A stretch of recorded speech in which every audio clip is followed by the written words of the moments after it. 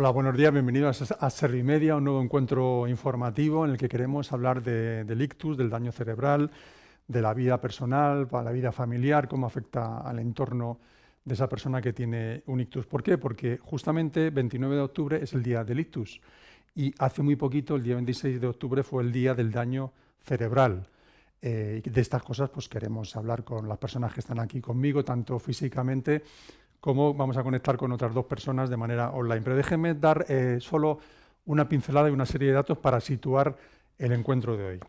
Aproximadamente, perdón, hay en España 414.680 personas con daño cerebral, como digo, en España. El 45% son mujeres, con lo cual el 55% son hombres. El 78% tienen más de 60 años y el 22% tiene menos de 60 años. El ictus es la causa del 84% de estos casos. El 16% son traumatismos cranoencefálicos y otro tipo de causas y consecuencias.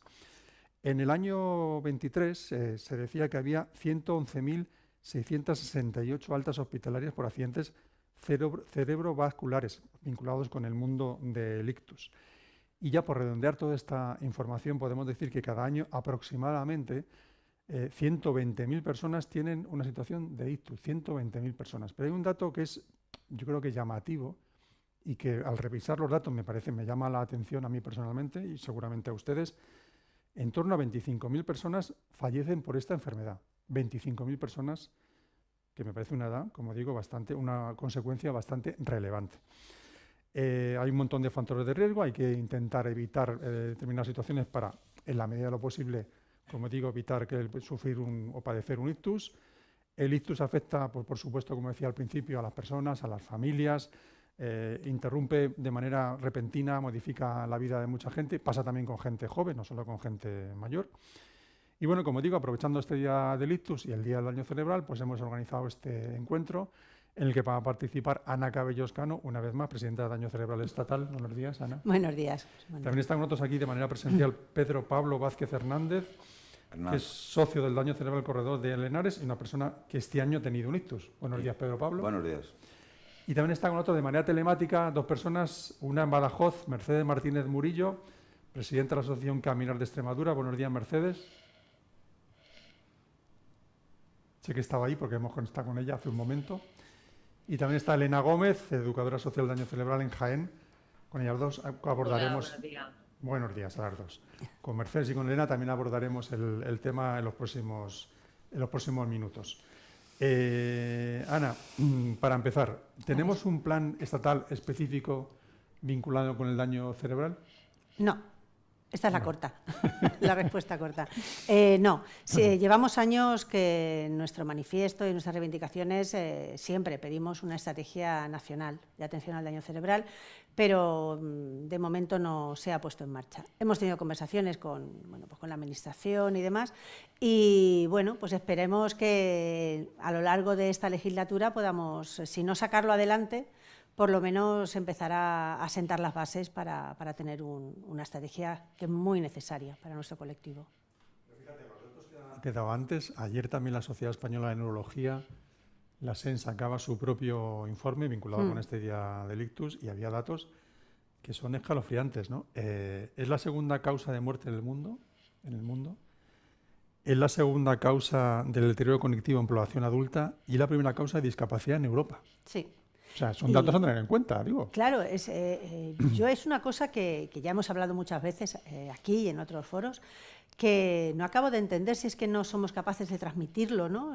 Con la debida fuerza, porque estamos hablando de una discapacidad y de una problemática muy importante que afecta a muchísimas personas, no solo en nuestro país, sino en el mundo entero y en Europa. Y además es que las previsiones con el aumento de la edad de las personas, el envejecimiento de la población, esto va a ir en aumento, esto no va a ir para atrás. Porque además también se está viendo que hay un 40% esto también son datos de la estrategia de ictus, ha aumentado un 40% la incidencia del ictus en jóvenes. Es decir, que no estamos yendo para atrás. Al revés, estamos yendo para adelante. Entonces, yo creo que va siendo hora de que la Administración entienda que hay que tomar las riendas de este asunto y empezar a poner soluciones, prevención, recursos, no sé, lo que sea necesario. Y hablando de los recursos, ¿hay suficientes recursos, rehabilitaciones? Luego está la diferenciación en función de cada comunidad autónoma. Pues sí, no hay. Una vez que la persona es dada de alta en el hospital, donde la verdad es que, como siempre decimos, bueno, pues se salva la vida, luego no hay una continuidad asistencial. Salvo contadas ocasiones, tú cuando te dan de alta, en muchísimos casos no hay un recurso de rehabilitación adecuado para la patología que tú tienes y las secuelas que tú tienes. O son de corta duración o directamente no existen, o te dan 4 sesiones en el hospital con toda su buena voluntad muchas veces, pero no la hay. Y ya una vez que hemos pasado esta fase subaguda, si ya hablamos de cronicidad, de cuando ya ese pico, ¿no?, que hablamos siempre de rehabilitación intensiva inicial, parece como que se estabilizan las secuelas, ahí ya, si no fuese por las entidades del tercer sector y las asociaciones que prestamos esa atención, ahí ya sí que sería totalmente un desierto, porque es que no hay recursos, y yo creo que es por esa falta de darse cuenta de la importancia de este problema. Luego a todo esto se suma que realmente no hay un censo oficial de personas vinculadas con el ictus y con el daño cerebral, ¿no? Exactamente, de ictus hay más información, porque Sí. es verdad que la Sociedad Española de Neurología sí ha realizado algunos estudios, porque el ictus es como muy sencillo, entre comillas, de nombrar. Es decir, tú vas al hospital y tú le pides el listado de personas que han tenido un ictus, y para el ictus sí hay una codificación. Es decir, eso es darle un botón y te sale cuánta gente hay. Eso es más o menos sencillo. El problema es que aquí hablamos no de ictus, hablamos de daño cerebral. Claro. Y de eso es de lo que no hay ningún registro, o los registros que hay son siempre, bueno, pues aproximados. Tenemos que tener en cuenta muchísimas bases de datos, son muy costosos de conseguir, porque el daño cerebral no tiene un código. Es decir, tú cuando sales del hospital no sales con un código daño cerebral adquirido por un ictus o por un traumatismo, no. Sales con ictus, sales con traumatismo, o como se mostró en el congreso que tuvimos el lunes, hay hasta 1000 ítems de códigos que pueden ser un daño cerebral. Ponte a contar. Eso es inviable. O sea, esto es algo que yo creo que se está haciendo muy necesario para poder dimensionar esos recursos de los que estábamos hablando, y sobre todo la tipología de los mismos, dónde hacen más falta, dónde hacen menos, dónde tenemos que incidir, porque lo que no tiene sentido es que en una discapacidad que va en aumento claramente, que cada vez hay más personas, cada vez se salvan más vidas, luego no tenga una continuidad asistencial. Eso ya tenemos que empezar a tomárnoslo en serio. Uh-huh. Y luego está, como hemos hablado muchas veces, la situación de las familias, ¿no? Ante este desamparo, de desconocimiento, la falta de apoyo, ¿no? Si no fuera por las entidades como las vuestras, estarían, pues eso, sin nada, ¿no? Perdidas, porque además el daño cerebral es, como siempre decimos, es una lesión súbita, es un cambio en la vida de esa familia brusco y radical, o sea, de la noche a la mañana. Tú te encuentras con una persona que, dependiendo, por supuesto, de las secuelas que tenga esa persona y del trabajo que se haya hecho con ella, ¿no? Pero en la mayoría de los casos te encuentras con una situación en la cual tienes que dedicar tu tiempo a cuidar a esa persona, te conviertes en cuidadora. Y hablo en femenino porque todos sabemos que el cuidado tiene nombre de mujer, salvando honrosas excepciones, por supuesto, que hay hombres que cuidan estupendamente. Pero esa familia va a tener que cambiar toda su dinámica. Tenemos, si es el hijo, pues unos padres que van a tener que adaptarse para el cuidado de ese hijo. Si es un padre, esos hijos también van a tener que adaptarse. Seguramente alguien va a tener que dejar su trabajo porque va a tenerse que dedicar a cuidar. Como además no hay recursos, esa persona se va a tener que trasladar a otro sitio, a lo mejor a 100 kilómetros, a 150 kilómetros, para que su familia reciba la rehabilitación adecuada. Aquí hay que poner un poquito de orden. La familia no puede estar desamparada, la familia tiene que tener esos apoyos, pues no sé, esa información de qué es lo que hay, qué es lo que existe, qué es lo que se va a encontrar, además desde el propio hospital. No esperarnos a que le den el alta, desde el propio hospital, que sepa lo que va a suceder y pueda empezar a poner remedio antes de que le den el alta y se encuentre, no quiero decir el problema, porque la persona no es un problema, la persona es una persona a la que tiene una problemática que tenemos que atender, sino con todo lo que va añadido. Sí. Uh-huh.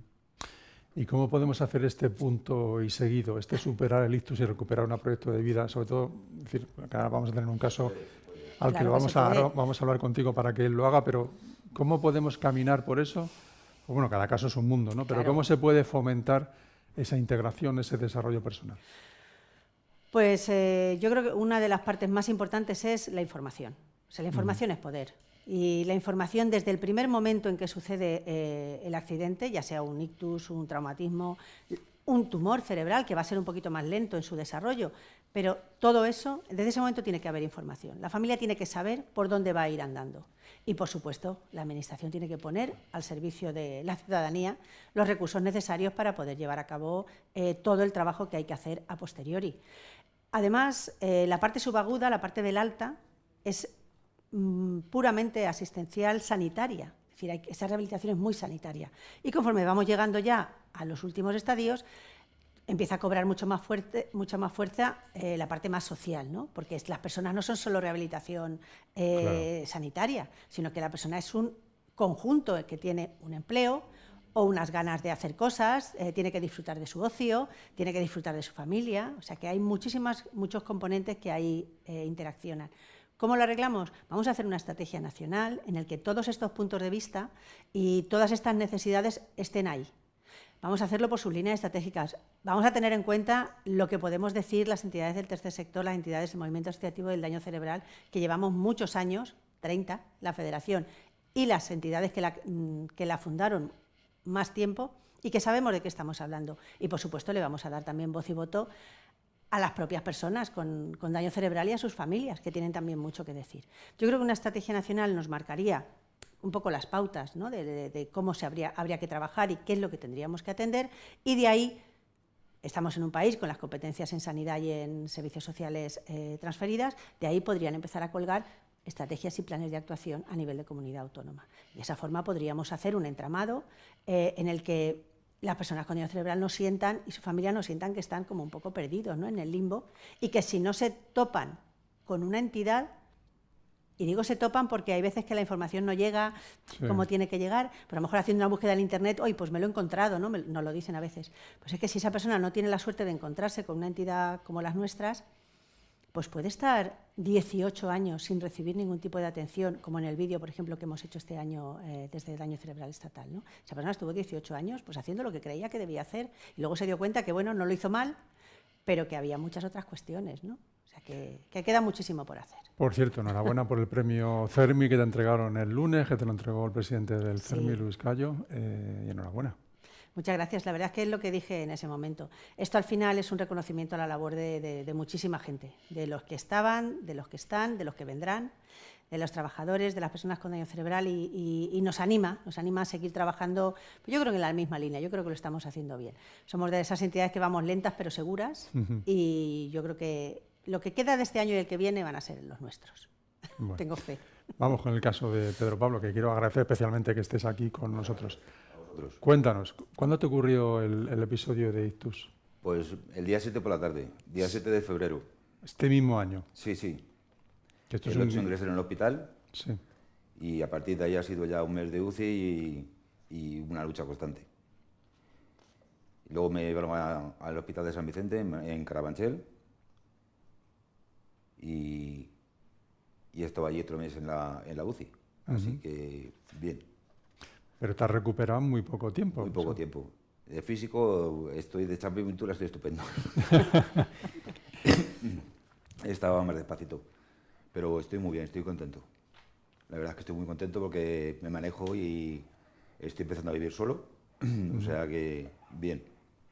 Eso no lo tenía que haber dicho. No, sí. No pasa nada, por decir lo que quieras. Claro. Pero no tienes familia directa. Sí. Tengo una mujer y 2 hijos, pero justo antes de esto nos estábamos separando.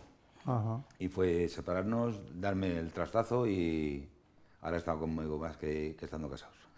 Ya. Bueno. He tenido mucha suerte con ella. Y cuéntanos cómo se produjo el episodio de ictus. ¿Te diste tu cuenta? ¿Cómo fue? Yo no me di cuenta de nada. ¿No te diste cuenta de nada? Yo quedé con mi mujer para ir a comer. Sí. Y me bajé a mi casa a ducharme. No te preocupes, se ha caído el posavasos, no pasa nada. Me bajé a casa a ducharme y no subía. Entonces mi mujer se puso nerviosa, empezó a llegar a mi hermano. Mi hermano llamó a los bomberos y a las 12 de la noche entraron en mi casa. Desde las 3:30 de la tarde, que me caí en el baño. Cuando entraron los bomberos en mi casa, no la dejaron entrar a ella, porque sabes lo que se iban a encontrar, y me hicieron ahí reanimación y demás, y ya cuando me vieron que estaba medio presentable, la dejaron entrar a ella. En cuanto le escuché la voz, me la intenté levantar y de ahí al hospital. Y luego ya ha sido todo lo que lo que ha ido pasando. Oye, ¿y ese tiempo no ha sido perjudicial para ti? O sea, desde las 3:30 hasta las Bueno, no ha 10:30. sido, pero dentro de lo malo, Claro, porque es muy importante intentar sí. coger el ictus ya, lo pero antes. si Claro, no, en este caso era imposible. yo pero- no podía abrir la puerta ni podía hacer nada. De hecho, es que ni escuchaba la puerta y mi mujer, porque se puso muy cabezona, gracias a Dios, si no yo no estaba aquí. Ya. Y ya cuando llegó la policía dijeron, pero que se ha ido por ahí, que no te preocupes, que tiene el coche aquí, que está aquí dentro, que está dentro. Y ya abrieron por una ventana, se colaron y me encontraron ahí tirado. Me sacaron al salón y cuando me pusieron presentable la dejaron entrar a ella. Vale, Pero tú, que cuando tú- me cogieron estaba hecho una piltrafilla. tú vives aquí en Madrid, En Torrejón. en Torrejón. Ingresaste, claro, en el hospital. Torrejón de Andaluz. En el hospital tal de Torrejón, ¿no? El Sí. público, entiendo. Sí, sí, sí. ¿Y cómo fue el proceso un poco de recuperación? ¿Tú cómo te ibas sintiendo? Mal. Muy mal. Sí. Y no me acuerdo de la mitad de las cosas, ¿eh? Ya. Pero estaba súper agresivo. Di mucho por culo, Ya, perdonadme la expresión. Nada. Pero di mucha lata. Mucha. De ahí me llevaron a San Vicente. En San Vicente me volvieron otra vez a... ¿Y por qué te iban a San ingresar. Vicente? Porque pasaste de Torrejón a Carabanchel. Sí, ¿Y por qué a San Vicente? no lo sé por qué, pero allí me llevaron. Bueno, pues es de un lado a otro de la ciudad, el que no conozca Sí. Madrid, es de un lado a otro. Sí. Pero Digo, para la vamos, familia, para las visitas y tal. que no sé por qué, no sé el por qué. Porque Ya. a lo mejor se lo dirían a mi mujer, que él era bueno para el Vale. daño cerebral, y allí me llevaron. ¿Y cómo ha sido tu proceso de recuperación físico? Físico, Xavier Pintura, estupendo, Ujú. pues ya lo ve. Pero la cabeza va muy Ya. despacio. Me lo dijeron desde el principio, que esto es más lento, pero yo quiero que corra más. Claro. ¿Y tú antes trabajabas? Sí. ¿En qué trabajabas? Pues he tenido una empresa de fontanería y estaba trabajando con el Ministerio de Defensa. Ujú. Me salí y me monté la empresa. Y después de 20 años trabajando con la empresa y con gente trabajando a mi cargo, pues empezaron las cosas a venir mal dadas y me metí otra vez en mi sitio. Y fue justo meterme y empezar todo lo malo a venir, así que mucha suerte. O sea, volviste al Ministerio de Defensa. Sí. Vale. O sea, que eres fontanero de profesión. No, de fontanero sí. O sea, que te vamos a llamar algún día. ¿Te lo sigues haciendo Ya cosas? no puedo trabajar. Ya no puedes trabajar. No. De hecho, hace poco he estado con mi hermano echándole una mano y lo que antes hacía en 3 minutos ahora me cuesta 3 horas. Claro. Y me duele todo el cuerpo. Así que no me llaméis, por favor. Bueno, pero si nos puedes indicar alguna cosa, ¿no? Porque Sí, siempre hay claro. alguna chapuza en casa donde Para para contaros lo que queráis, lo que necesitéis. Y el Ministerio de Defensa estaba con una carretera en un almacén. Fíjate. Y que tampoco puedo hacer ya, porque me han quitado el carné y he perdido 60% de visión en este ojo. Entonces ese ya no lo puedo hacer. ¿Y qué te dicen los médicos ahora en este proceso? Ayer he estado con el neurólogo Ujú. en la revisión y me dijo que iba como un tiro, que muy bien. Por cierto, mi neurólogo, me dice cómo se llama, porque es que es una Sí, eminencia. claro.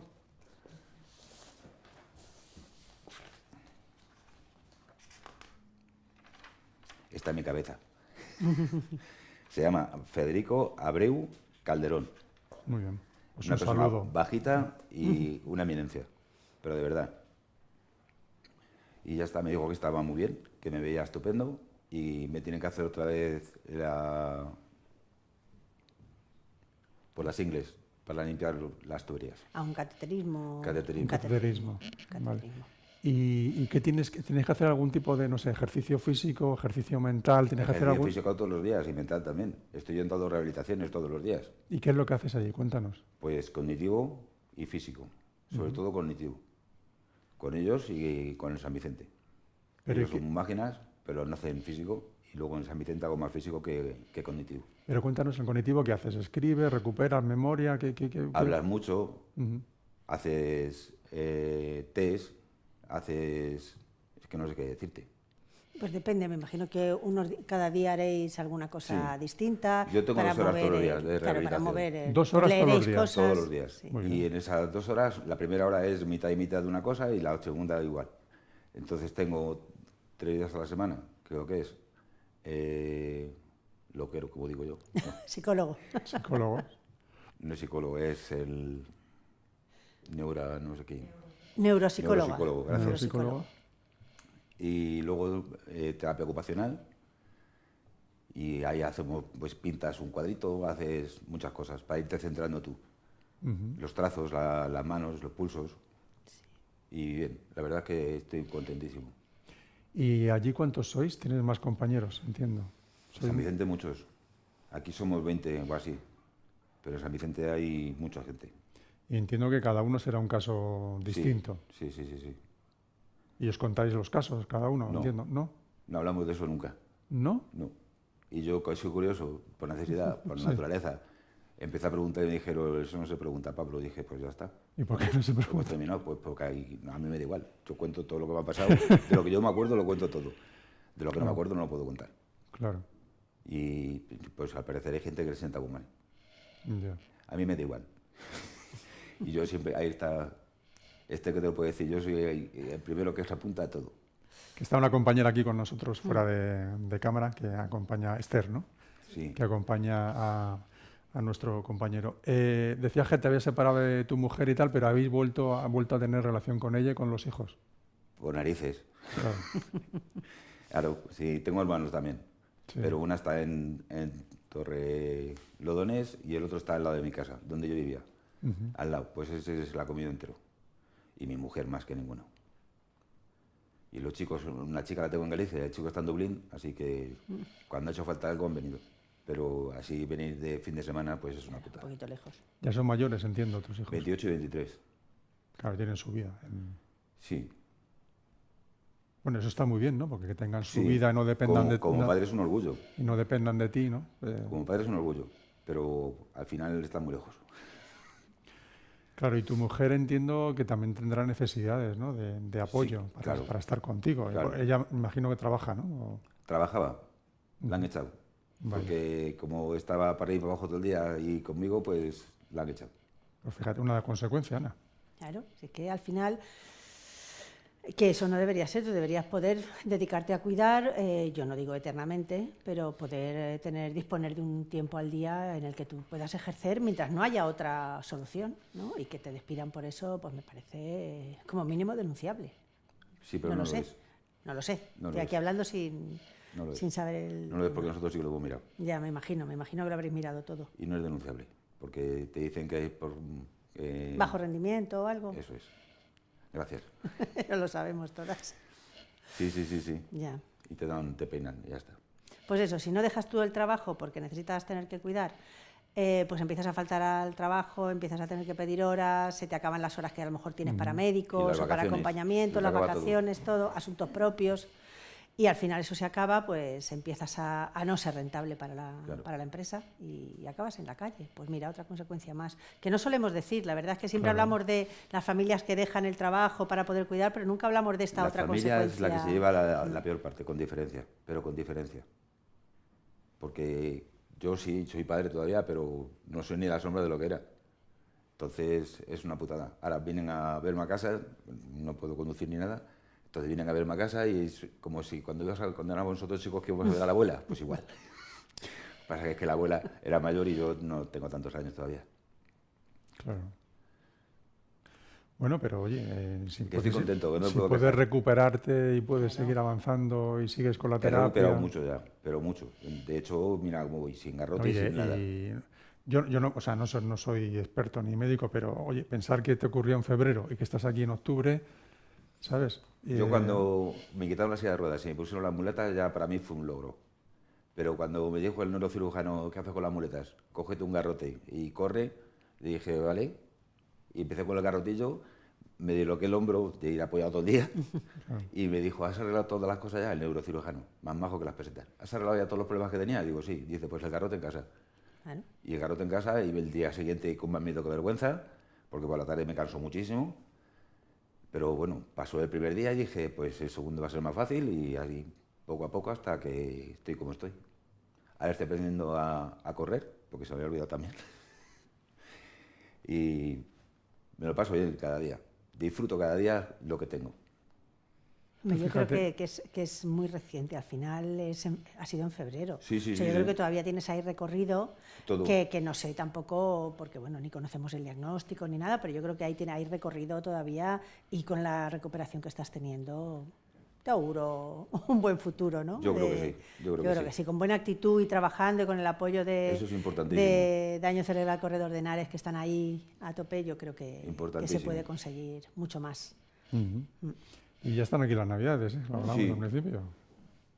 Va a ser una fecha simbólica para ti también, no me ¿no? gustan, ¿No te gustan? no me han gustado nunca. Bueno, pues a lo mejor Pero este mi año... madre falleció hace 20 años el día 30 de diciembre y la Ah, enterramos el 31. Entonces ya se me quitaron todas las ganas que tenía de Navidad. No me bueno, gustan nada. ya, pero chico, a lo mejor este año cumples un año más, tú. Sí, no, de hecho sí. Pero vamos, que no es una fecha que no... Bueno, el año que viene en febrero celebras tu Eso. revitalización y continuar la Efectivamente. vida, que es lo que El importa. día 3 de agosto celebramos que mi mujer hace un año que le operaron un cáncer, que se iba a ir al huerto y no se ha ido al huerto y está ahí. Pues ahora tendremos 2 cumpleaños allí y otros 2 yo. Mira qué bien, Oye, pues qué bonito. Sí, estupendo. precioso. Digo que por lo menos ha terminado bien. No todo Que el sí, mundo que sí, puede que sí, que decir sí, lo que sí. mismo. No podemos decir nada, ni ella ni yo. Hemos tenido más suerte que el que se cae se mata. Qué bueno. Bueno, vamos a ir con Mercedes Martínez, como decía, está en Badajoz. Buenos días de nuevo, Mercedes. Hola, buenos días. Bueno, Mercedes, tú eres familiar de una persona con daño cerebral derivado también de un ictus, ¿no? Es así. Sí, a ver, primero quiero aclarar que mi apellido no es Martínez. Hay un pequeño error. Ah, No, es Mercedes Murillo. Martínez no lo tengo perdóname. Mercedes Nada, Murillo. nada. Perdona. Pues No nada, pasa nada, no pasa por nada. Mercedes Murillo, repito. Sí, pues mira, yo os cuento así un poquito rápido porque, a ver, que eh, yo, mi marido, que ya no es mi marido, o sea, es parte de toda esta historia que vengo un poco a contaros, sufrió un ictus en el 2020 con 49 años. Yo tenía 40 en aquel entonces. Y cuando a él le dio el ictus, le dio un ictus muy fuerte, o sea, no tuvo derrame cerebral, pero sí que fue un infarto cerebral masivo. Y además con tan mala suerte que le dio en febrero y entramos en COVID, dejó de haber terapias, entonces todo este proceso que siempre hablamos que es muy importante empezar la rehabilitación en la fase aguda, pues él no la tuvo. Y nosotros en aquel entonces, bueno, lo seguimos teniendo, pero en aquel entonces nosotros tenemos 2 niños. En aquel entonces mis hijos tenían 2 años y 7 meses, cuando mi marido le dio el ictus. Entonces el primer año él pensó que se iba a recuperar. Yo creo que aquí hay una falta de información, yo es lo que siempre he echado en falta y por eso nosotros, yo soy la presidenta de Camina Extremadura, que es la asociación para personas con daño cerebral en Extremadura, más centrada un poco en la provincia de Badajoz, porque hay otra en Cáceres. Y, y decidí, junto a otras personas que conocí en el centro de neurorehabilitación, iniciar este camino porque realmente cuando a mí me pasó, nadie te informa de nada. O sea, es una sensación horrorosa realmente porque nadie te cuenta, ni siquiera sabíamos que existía un trabajador social en el hospital y que el trabajador social te tiene que derivar a un centro y que el trabajador, no sabíamos nada, nada. A nosotros nadie nos contaba, tú tienes un familiar en el hospital muy grave y, y entonces pues nadie te informa. Entonces de ahí empezamos con el tema de la asociación Caminar Extremadura. Como decía en aquel entonces, pues bueno, durante el primer año él siempre pensó que se iba a recuperar, a lo mejor no tanto como estaba, pero sí bastante. Y bueno, pues cosas de la vida, como hablábamos antes, cada ictus y cada daño cerebral es una cosa y no fue así. Entonces no avanzaba, no, tenía muchos dolores, empezó con epilepsias y entonces la situación cada vez se fue haciendo más difícil. A él se le agrió el carácter, él tenía un trabajo, tenía un negocio. Cuando a él le dio el ictus, yo tomé cargo de ese negocio que yo no sabía de qué iba. Yo tenía mi trabajo, era autónoma, sigo siendo autónoma, y entonces me hacía cargo de su trabajo y de mi trabajo. Yo trabajaba mañana y tarde. Contratamos una chica para que cuidara de los niños porque él, por supuesto, tampoco podía. Estuvimos viviendo en casa de mis padres, estuvimos meses sin ver a los niños por el tema COVID. Bueno, fue un cúmulo de circunstancias que, claro, todo se hizo peor porque fue el 2020. Si hubiera sido otro año, a lo mejor las cosas hubieran sido diferentes. El caso es que, bueno, pues el tiempo fue pasando y, y bueno, pues es una situación en la que tanto él fue cerrándose cada vez más, cada vez hablaba menos, intentábamos que hiciera algún tipo de terapia psicológica, que yo creo que es vital y eso nadie te lo da. No hay terapia psicológica en la sanidad pública para las personas que sufren un daño cerebral, no la hay. Y yo creo que en nuestro caso, si la hubiera habido, a lo mejor no hubiéramos llegado a la situación en la que estamos ahora. Pero bueno, pues no pasamos por ahí. Y entonces al final tú intentas tirar de esa persona para afuera y decirle, venga, vamos a hacer cosas, vamos a salir. Te cuesta incluso que esa persona se monte en una silla de ruedas porque lo que quiere es volver a caminar. Y intentas decirle, bueno, pues no podemos hacer vida caminando porque no puedes caminar todavía, vamos a hacer vida en silla de ruedas. Pero ese clic, o sea, cambiar esa mentalidad, aceptar lo que te ha pasado y asumir lo que te ha pasado y las consecuencias de lo que te ha pasado, entiendo que, bueno, unas personas lo asumen antes o más fácilmente y otras personas o les cuesta más o no lo hacen nunca. Y entonces, bueno, en nuestro caso fue un poco, no lo hace nunca.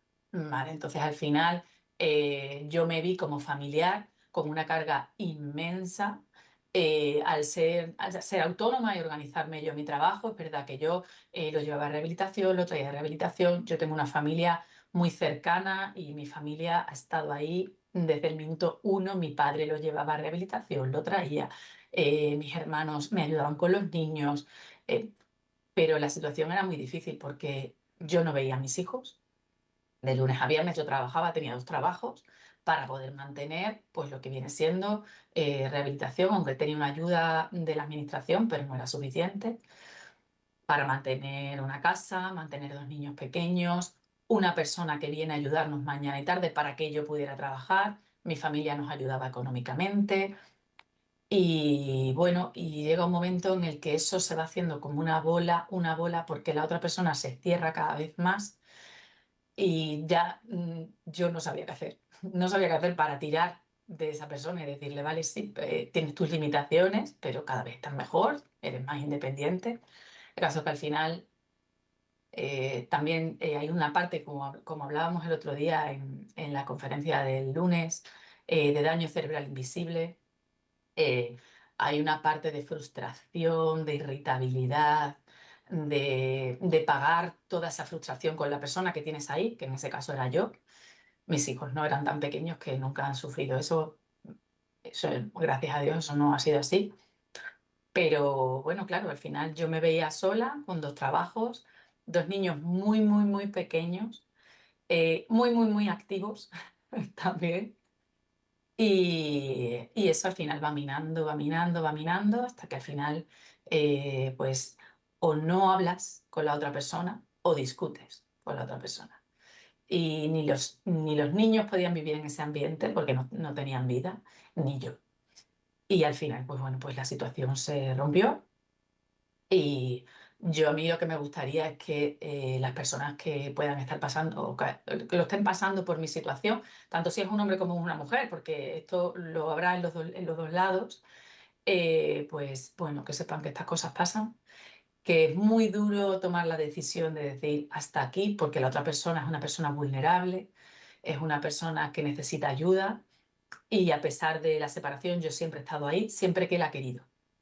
Porque luego entra la fase, claro, lo que es una separación de una persona que se ve que dice, es que soy una persona discapacitada y me abandonas. Tampoco es así. Yo siempre me he ocupado de él, mi familia se ha ocupado siempre de él, pero es verdad que hay una parte del daño cerebral que es incontrolable.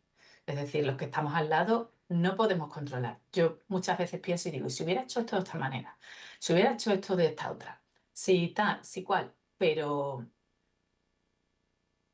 a lo mejor hubiera llegado al mismo punto. Y lo que sí creo que es importantísimo, y creo que sí hubiera marcado a lo mejor una diferencia en la situación nuestra actual, es una ayuda psicológica. O sea, que nadie tenga que pasar por el palo que es encontrarte que no puedes trabajar, que no puedes cuidar de tus hijos, que no los puedes coger ni en brazos. Porque es que el mío pequeño era un bebé, eran bebés, y su padre no los podía coger en brazos. Entonces, que no tengas que pasar por eso solo, sin que nadie te diga, este es el camino, estos son los pasos, esto es lo que va a ir pasando y tienes que estar preparado, vamos a hacerlo de esta manera, voy a darte herramientas. Esa ayuda no la tuvimos y aquí estamos. Aquí estamos, él está por su lado y yo estoy por el mío. Con los niños, además, tampoco puede tener una vida familiar porque no los puede cuidar. Entonces los niños van de visita, que eso es, pues para él es doloroso y para mí también.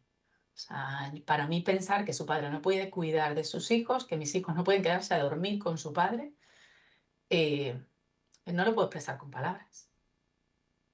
Y esa es un poco la situación. Yo querría que la gente bueno, que está en esta circunstancia, que sepa que no eres un demonio por llegar a este punto. Y eso es una cosa que a los familiares que llegamos a esta situación nos cuesta mucho llegar a comprender, ¿vale? Que no somos malas personas por haber decidido esto y que el daño cerebral destruye familias. Esa es mi experiencia. Bueno, primero, muchísimas gracias por tu testimonio, para empezar, y que seas tan franca con nosotros. Vamos por partes. Te voy a hacer varias preguntas. Primero, ¿cómo está él ahora? O si tiene algún tipo de evolución positiva o se va a quedar así. ¿Qué os dicen los especialistas? Pues mira, ahora mismo él camina. Mm. Camina con dificultad. Tiene una hemiplegia del lado izquierdo que ha ido más o menos resolviendo. El brazo izquierdo no lo ha recuperado y el pronóstico es que no lo va a recuperar. Y luego camina, pero camina con dificultad y camina muy poquito, es decir, unas distancias muy cortitas. Entonces, si no tiene un medio para salir a la calle o alguien que lo lleve en una silla de ruedas, no sale de casa. Esa es su situación. Y luego cognitivamente, pues tampoco está bien. O sea, yo tengo conversaciones con él, se le olvidan las cosas. eh, por ejemplo, hay días que le digo, mira, los niños en vez de ir hoy, si no te importa, van mañana que tienen un cumpleaños. Y me dice, vale. Y a la media hora me llama o me dice, oye, Mercedes, ¿por qué no han venido los niños? Ese tipo de cosas son muy habituales. Y yo siempre tengo paciencia porque sé que es que se le olvida. Entonces, cognitivamente no está bien. Ha recuperado mal y además ahora en este mes de septiembre ha tenido un problema y ha estado ingresado muchos días también. Y creo que hemos ido un poquito para atrás. Entonces, con todo eso, él vive solo, pero realmente no es una persona que debiera estar sola. Tiene mucha compañía porque hemos ido buscando gente para que fuera por la mañana, para que siempre haya más o menos alguien con él, pero cuando pasa las noches solo, bueno, pues tiene una teleasistencia, un botoncito esto que si te encuentras mal, pues llamas, me llaman a mí para que yo vaya. Es muy complicado porque al final nosotros estamos separados, pero yo siempre, obviamente siempre que puedo estoy ahí, siempre que él quiere que esté, porque hay muchas veces que él no quiere que esté. Y, pero él no está bien, no ha recuperado, no es que no me acuerdo el nombre, me voy a perdonar, pero el invitado de hoy, que lo veo estupendamente, me alegro infinito. Ojalá y él estuviera así, pero no habla, y o sea, habla muy bien, no ha perdido el habla, pero cognitivamente no está bien. Luego, ¿tenéis apoyo de la administración pública? Estás comentando lo del botoncito. ¿Hay algún tipo de apoyo, de ayuda económica o de ayuda de que alguien pueda tratarle? Sí, él tiene una ayuda, aquí en Extremadura es el SEPA, para la ayuda de la dependencia. Lo que pasa es que él tiene la ayuda de la dependencia y la dependencia lo que te da es una aportación económica. Y tú tienes que elegir entre las diferentes ayudas, por ejemplo, asistencia a domicilio o rehabilitación o el otro no me acuerdo ahora mismo qué era. Entonces, como él es una persona que necesita rehabilitación y la va a necesitar de por vida porque cuando se mueve poco el pie se le va, por ejemplo, y no lo puede apoyar bien, pues entonces él ha optado por una rehabilitación. ¿Qué pasa? Que es una persona que necesita también ayuda a domicilio. Es que él no cocina. Él demasiado que se ducha solo, pero no cocina. Entonces, solicitamos la ayuda al ayuntamiento, porque el ayuntamiento tiene asistencia a domicilio, y nos dicen que si él ya tiene la ayuda a la dependencia, no puede optar a la ayuda al ayuntamiento. Y le digo, bueno, pero es que son cosas diferentes, es que hay gente que tiene una red familiar y puede, por ejemplo, si nosotros estuviéramos juntos, pues bueno, él está aquí en casa, yo estoy aquí, le hago todo y va a rehabilitación, pero está solo. Entonces, ¿cómo no tiene asistencia a domicilio? Eso lo paga, le está ayudando su madre, porque además mi marido no es británico, no es español, entonces su familia no está aquí. Entonces, con toda esta situación, la familia que ha estado ha sido la mía. Su familia no ha podido venir, encima pleno COVID tampoco podían venir. Y su madre es una persona mayor, viene de vez en cuando y le ayuda económicamente para que haya alguien que vaya a echarle una mano. Entonces, es difícil. La ayuda de la administración, la que tenemos la que tiene es esa, la rehabilitación. Y tiene unas horas, que son 12 horas al mes, creo recordar. O sea, 2 días a la semana. Una persona que en la situación en la que está es totalmente insuficiente. Es que no le da para todo tipo de rehabilitación, porque si va a caminar, no va al neuropsicólogo. Y si va al neuropsicólogo, y luego ya no hablemos de terapia psicológica, eso no está incluido en ningún sitio. Ya. Eso lo tienes que pagar tú, eso no te lo cubre nada. La sanidad pública no la cubre. Y luego, en tu caso, ¿has recibido tú como familiar algún tipo de apoyo de la administración? No. Pues es tremendo, ¿no? Yo lo que nosotros, yo nunca he echado las cuentas realmente de lo que nos ha supuesto a nosotros económicamente todo esto, pero yo tengo suerte de mi familia, porque si no hubiera sido por mi familia, no sé cómo lo habríamos hecho.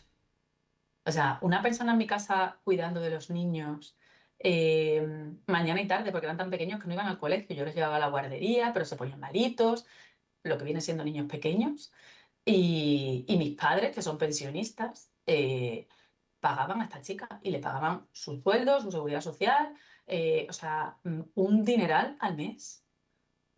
Y mis hermanos, somos muchos hermanos, pues tengo suerte, cuando no era uno, era el otro, siempre alguno aportaba algo, ayudaba, mis padres venían con ropa para los niños, porque era imposible, nuestra situación económica no era mala, o sea, el negocio de mi marido iba bien y yo tenía otro trabajo.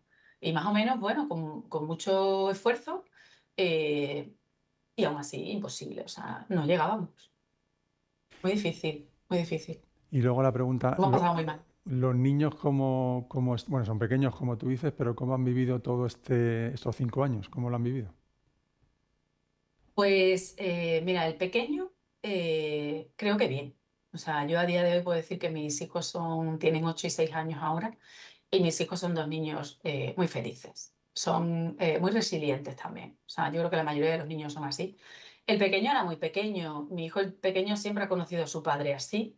Y entonces cualquier variación, pues bueno, él sabe que su padre es una persona que necesita cuidados, que no puede salir, que no puede hacer planes con él. El mayor es el que lo ha pasado peor, porque mi hijo mayor tenía 2 años y algo, y aunque él no se acuerda de su padre bien, pero sí notó el cambio.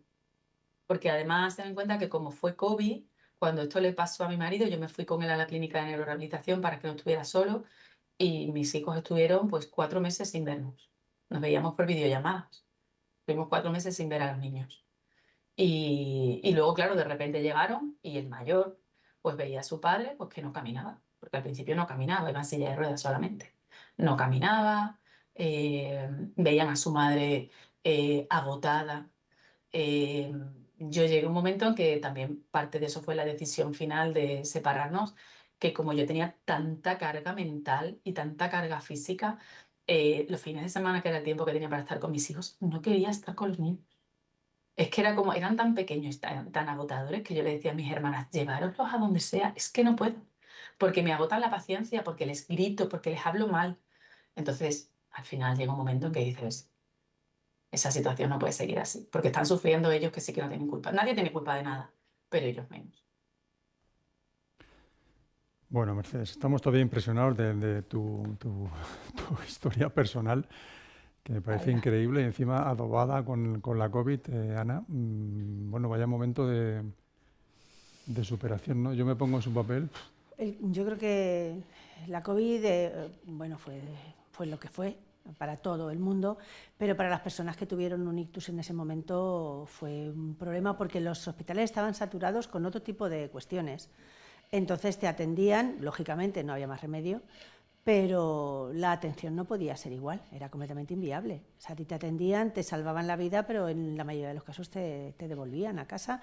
Y además con la problemática de que ahora mismo, bueno, como hemos hablado con Pedro Pablo, la inmediatez es en un ictus, Claro. eso es importantísimo. Si tú llamabas a los servicios sanitarios no podían venir a por ti. Entonces hay gente que ha tenido ictus y que no ha recibido atención porque no ha sido posible. O sea, no porque no se haya querido, sino no ha sido posible porque el hospital estaba haciendo otras cosas. Y luego, además, lo que ha comentado Mercedes, una vez que te da el ictus y que ya sales del hospital, que has tenido la suerte de poder estar más tiempo, aparte de que muchísima gente lo cogió en el propio hospital, y que como estaban mucho más sensibles anímicamente y demás, bueno, pues fue muy malo para ellos, es que ya no había rehabilitación. Los recursos estaban dedicados exclusivamente a la COVID. Entonces, una persona a la que le daban de alta, pues imagínate, en marzo nos confiscaron, iba a decir, nos confinaron, pues que le dieron de alta en abril. Esa persona no va a tener rehabilitación porque los hospitales estaban dedicados a la COVID. Sí, fue una época tremenda y de ahí estamos viendo gente que podía haber salido muchísimo mejor, pues como aquí tenemos a Pablo, pero que no ha tenido esa rehabilitación y pues eso tiene la problemática que tiene, lo que dice ella. El no tener los apoyos, el no tener las ayudas, hace que el pronóstico sea muchísimo peor. Muchas gracias, Mercedes. Bueno, seguimos ahora vamos a hablar con Elena Gómez, espero no haberme equivocado en el apellido en este caso. Elena, ¿estás ahí? Sí, hola, buenos días. Es correcto el apellido. Sí. Elena es educadora social de daño cerebral en Jaén y responsable de la área de inclusión de la entidad. Cuéntanos, porque creo que llevas ya 8 años, ¿no?, en la entidad coordinando el proyecto de asistencia personal. Sí, bueno, yo soy la coordinadora del área de inclusión social de la entidad y el proyecto de asistencia personal lleva 6 años. Vale, nosotros es un proyecto bastante pionero, empezó siendo un proyecto piloto, continúa siendo un proyecto medio piloto, pues por todas las barreras que nos estamos encontrando también a la hora de implantarlo, por el desconocimiento que hay sobre la figura, por el desconocimiento que hay también sobre el modelo del que parte, el modelo de vida independiente, el modelo social, por lo que nos estamos encontrando muchísimas problemáticas a la hora de desarrollarlo, ¿vale? Y de que esta figura pueda implantarse como un recurso que además está contemplada en la cartera de recursos de la Ley de Dependencia, ¿vale? Lo que pasa es que en muchas comunidades autónomas pues no está desarrollada. Así es, está tan poco desarrollada que, por ejemplo, en Andalucía hay 13 personas que han solicitado asistencia personal como recurso de dependencia en toda la comunidad autónoma.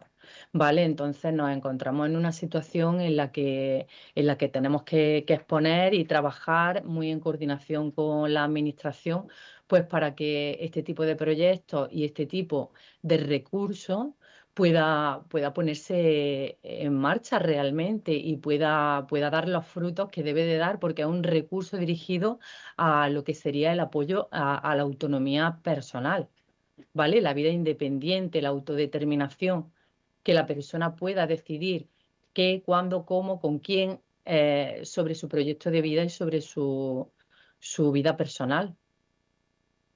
Sí, porque un asistente no es igual que un cuidador ni que un educador social y, por supuesto, no tiene nada que ver con un familiar. Es otro tipo de profesional. Sí, sí. Un asistente personal, bueno, es una figura que es muy nueva, ¿vale? Es una figura que nace sobre todo cuando, pues en 2006, la Convención de la ONU de Derechos para Personas con Discapacidad se empieza a apostar y empieza a tener mucho tirón en lo que sería el modelo de vida independiente y el modelo social. Nosotros partimos de un modelo médico rehabilitador, en el que pues, se ha tratado, el modelo de atención que se ha implantado ha sido pues, que la persona con discapacidad es una persona enferma que necesita pues, recursos de lo que sería el sistema pues, para poder formar parte de la comunidad, incluirse en la comunidad. Con este tipo de modelo, este nuevo modelo social y el de la vida independiente, el movimiento de la vida independiente, lo que dice es que para nada eso es así, porque encima, además, es como que la persona tiene la culpa, ¿no?, encima de haber tenido esa discapacidad y encima una carga para el sistema. Y esto no es así, sino que el sistema debe proporcionar los recursos necesarios para que la persona pueda tener los mismos derechos dentro de su comunidad que el resto de ciudadanos, ¿no? Entonces empieza a aparecer este recurso, el de la asistencia personal. Una persona, bueno, es una herramienta de apoyo a la autonomía, donde la persona con discapacidad se ubica en el centro, ¿vale? Y es quien dirige su propio proyecto de vida, independientemente de las secuelas que tenga, ¿vale? Con las herramientas y los apoyos necesarios.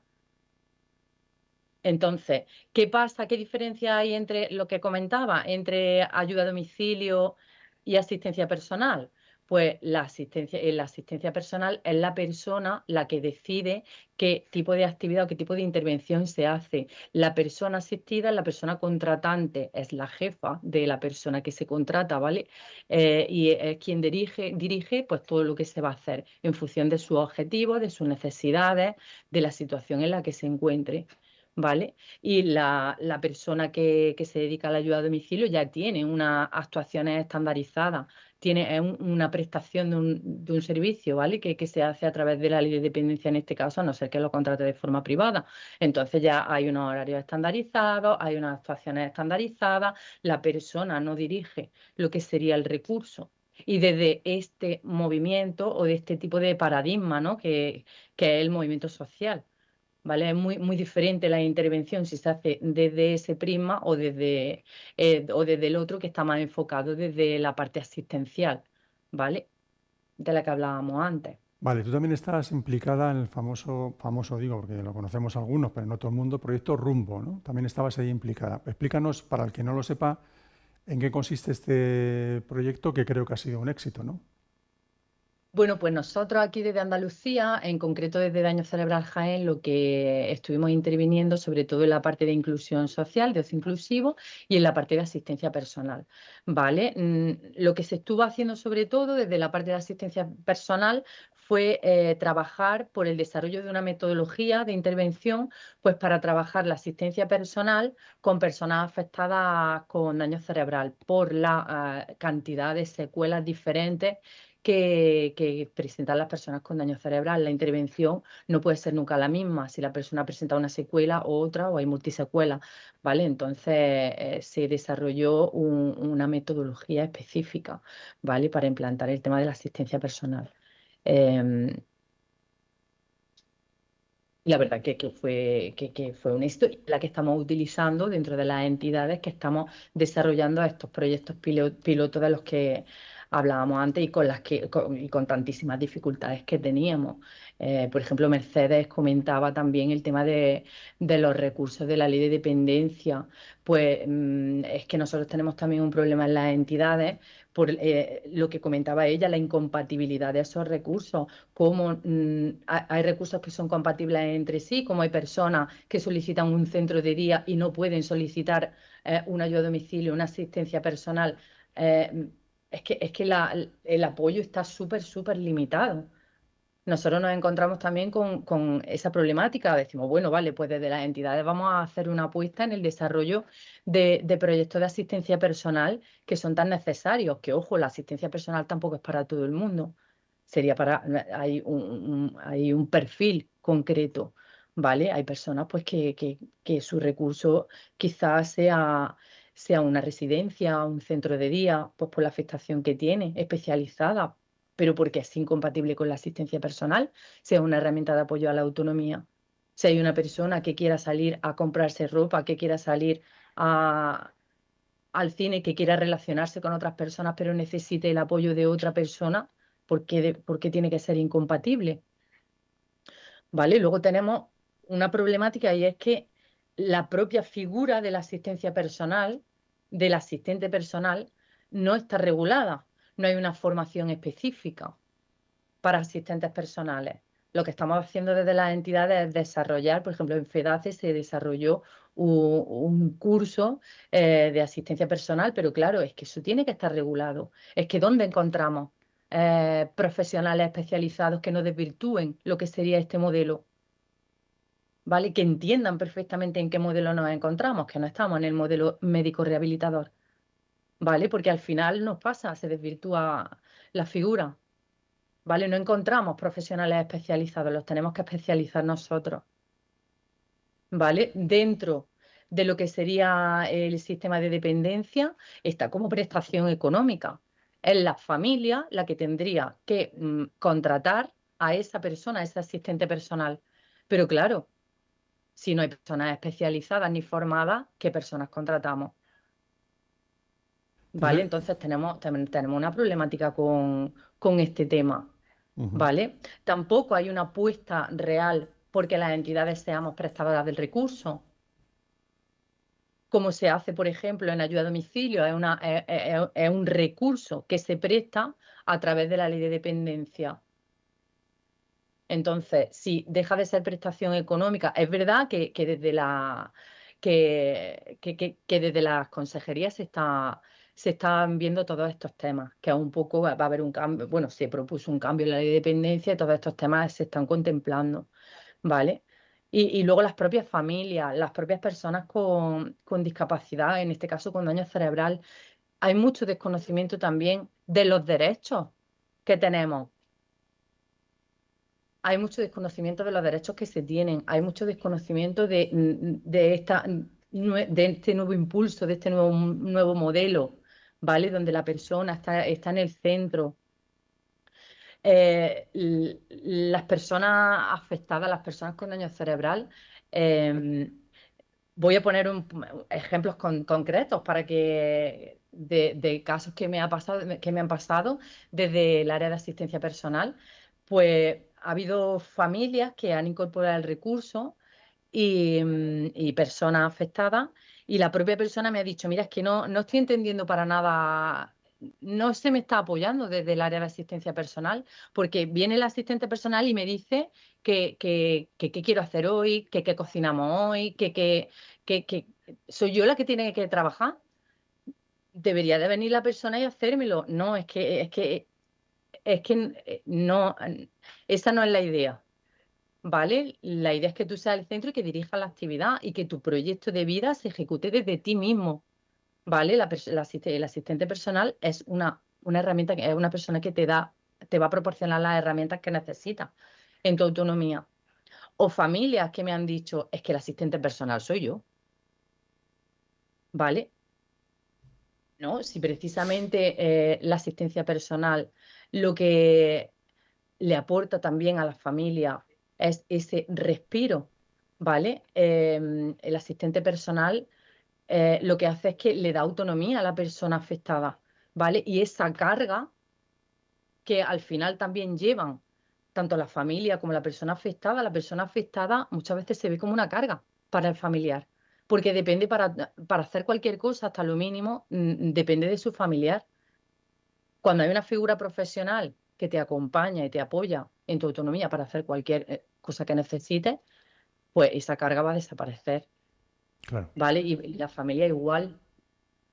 Luego, ¿qué pasa? Es verdad que ahora mismo este recurso se está desarrollando de forma cofinanciada, privada, pues por lo que decimos, el proyecto que desarrolla la entidad no cuenta con fondos suficientes como para que la persona pueda contar con él de forma gratuita, financiada al 100%. ¿Qué pasa? Pues que al final, pues un suma y sigue dentro de los gastos que supone, pues todo lo que es el proceso, ¿no? del daño cerebral. Bueno, Ana, Entonces nos vemos también muy solos ante el desarrollo de este tipo de proyectos. esta explicación que nos da Elena de una realidad palpable, pero como dice Pedro Pablo, aplastante. Claro, ahora estamos el tema de la asistencia personal, que en las personas con discapacidad física lleva funcionando muchísimos años, porque era muy sencillo. La persona, o sea, todo esto viene de un modelo, como estaba explicando Elena, que hablaba de que las personas que no eran solamente personas con discapacidad física, por ejemplo, una persona con discapacidad física sí puede, sí se entiende que puede organizar su vida, sí se entiende que puede decirle al asistente personal, oye, me llevas, me traes, me haces, me deshaces. A partir de 2006, como muy bien dice ella, aquí hay un cambio y se mete en ese mismo entorno a las personas que tienen discapacidad intelectual o que tienen otro tipo de discapacidades. Y ahí es donde viene el problema. Porque esto no es tan sencillo. Claro, esto no es tan fácil como yo sé lo que quiero hacer y yo tengo una persona que me va a ayudar. No, aquí hay que, como dice ella, hay que formar a los trabajadores para que entiendan lo que tienen que hacer, hay que formar a las familias para que entiendan en qué consiste un asistente personal, que no es una ayuda a domicilio, y hay que también formar y coger muy bien a los perfiles de personas que van a recibir este apoyo. Y esto hay que vendérselo a la administración.